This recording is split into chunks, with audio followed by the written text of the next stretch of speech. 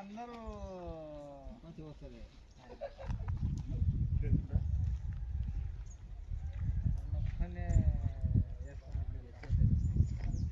అది ఎరువులో అనుకున్నా